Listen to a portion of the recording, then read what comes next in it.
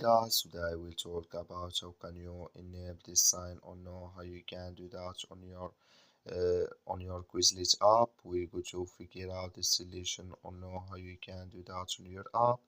So you just follow this ways, then it's going to work with you. All you have to do, just go down here, you click on profile down here, and just click here on profile.